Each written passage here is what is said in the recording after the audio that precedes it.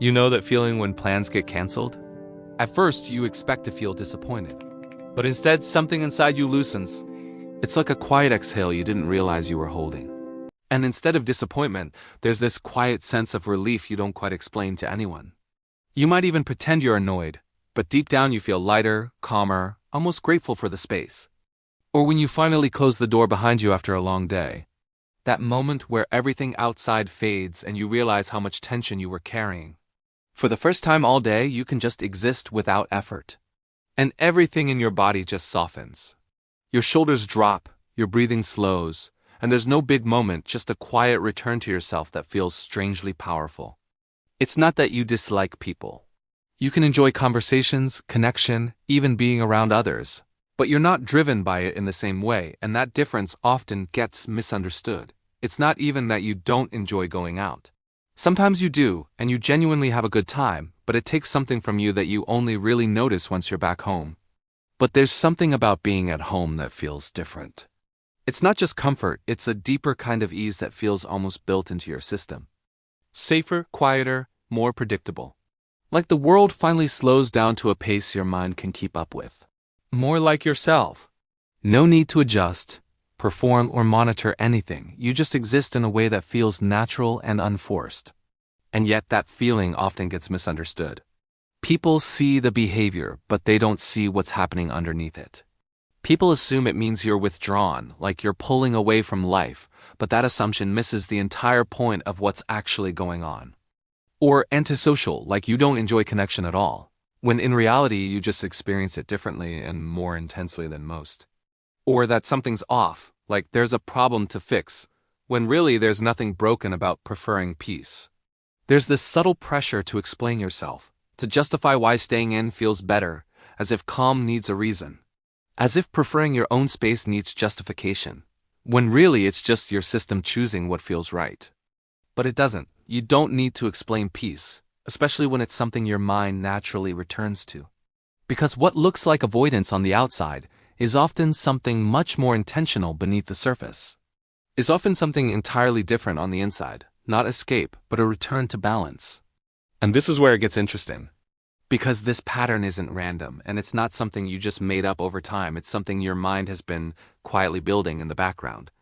When someone genuinely loves staying at home, it usually isn't just about preference, it's about how their internal system responds to the world around them. There's usually more going on than just preference, because every interaction, every environment, carries small invisible demands that your brain is constantly processing. It's not laziness, and it's definitely not a lack of motivation, because most of that effort is happening internally where no one else can see it. It's not a lack of ambition either, because many people like this are deeply driven. They just direct that energy inward instead of outward. And it's rarely about fear in the way people assume, because it's not about being afraid of people, it's about how much energy those interactions actually require. There's a deeper pattern underneath it, something that builds slowly over time as your brain starts to notice what feels draining and what feels restoring. One that psychology has been quietly pointing to for years, even if it's rarely explained in a way that actually makes sense in everyday life.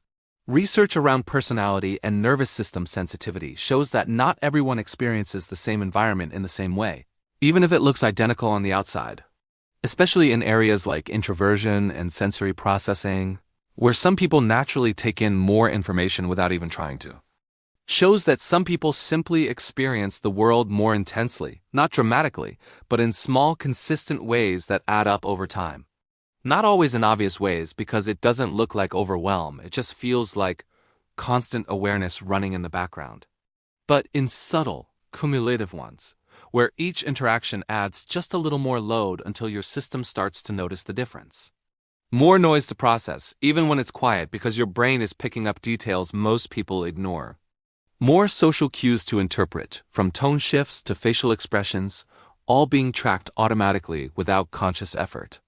More emotional data being absorbed, including things people don't say out loud but still communicate through subtle signals. Without even realizing it, because your system is doing it quietly in the background. So what happens? Over time, your brain starts forming patterns based on what feels calm and what feels demanding. The brain starts to associate certain environments with relief, not logically, but instinctively. Home becomes more than just a place, it becomes something your system actively prefers. It becomes regulation, a space where everything slows down enough for you to reset. It's where the nervous system downshifts from constant awareness into something calmer and more stable. Where the constant background scanning finally gets a break, even if just temporarily. Of people, expectations, reactions, all fades into the background. Finally quiet's enough for you to feel clear again. And over time, that quiet becomes something your brain starts to value more and more.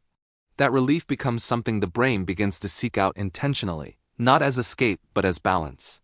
Not because the outside world is bad, but because it simply asks more from you. But because the inside world feels easier to manage, more predictable and less demanding. There's also something else happening beneath the surface, something tied to how your brain uses energy. Studies on cognitive load suggest that your brain has limits, and social environments use more of that capacity than most people realize. That social environments, even simple ones, require constant adjustment in ways that add up quickly. Even pleasant ones still demand attention and awareness, even when you're enjoying them. Require a surprising amount of mental energy that most people don't consciously notice. Tracking conversations, following subtle shifts, keeping up with multiple signals at once.